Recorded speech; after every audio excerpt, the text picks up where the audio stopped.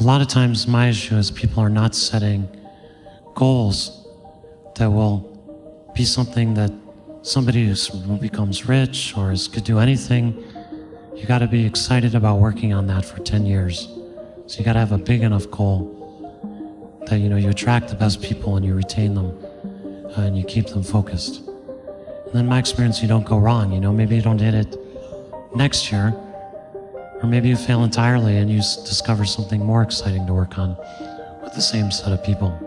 One of the things that I'd been through as a student was some leadership training, and one of the things they taught us was to not be afraid of failure, and instead to have the goal to fail a lot quickly, and then eventually you'll succeed. And I sort of took this to heart, and they also had a slogan called "Healthy Disregard for the Impossible."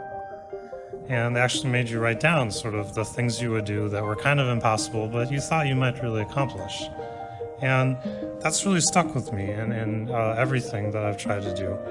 And I think, it was very, very close that we wouldn't have started the company. And I think there are many of you out there in sort of similar situations. Do you want to take a little bit more risk? Do you want to try something out? And, even if you don't succeed, we actually tried many things that didn't work. Google happened to work pretty well, but there are many things that we did that didn't, but we don't worry about those, right? Because we tried many things. So I just encourage you to take a little more risk in life, and I think if you do it often enough, it will really pay off. This is how we keep our innovation running. I think usually as companies get bigger, they find it really hard to have small innovative projects. And we had this problem too for a while, and we said, oh, we really need a new concept, the Google Ads. That's a small project that we're not quite sure if it's going to work or not, but we hope it will, and if we do enough of them, some of them will really work and turn out, such as news. But then we had a problem, because then we had over 100 projects. And I don't know about all of you, but I have trouble keeping 100 things in my head at once. And we found that if we just wrote all of them down and ordered them, and these are kind of made up, don't really pay attention to them. For example, the Buy Iceland was from a media article. We would never do such a crazy thing, but in any case, we found if we just basically wrote them all down and ordered them, that most people would actually agree what the ordering should be.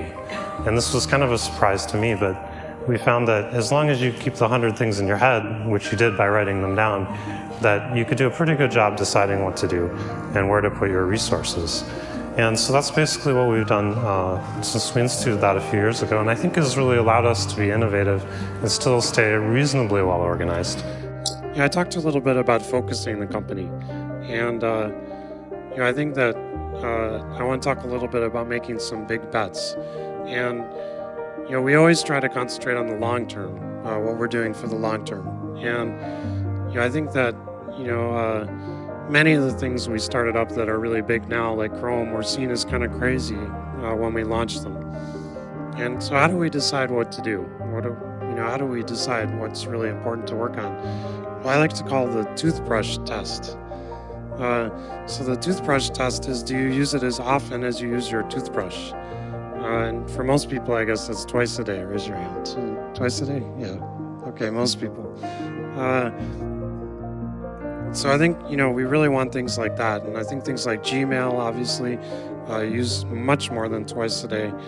And YouTube, I think that those things are amazing. And I think that, we look at things like YouTube, people thought, oh, you guys are never going to make money with that. You bought it for $1.4 billion. You're totally crazy. And we were reasonably crazy, but it was a good bet. We've actually been doubling revenue every year on YouTube for 4 years. And actually, if you're doubling things, it starts to add up pretty quickly, even no matter where you start from.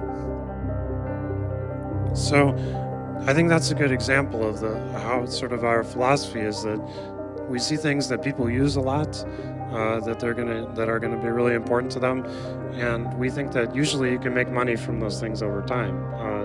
A well-run technology business can be monetized over time.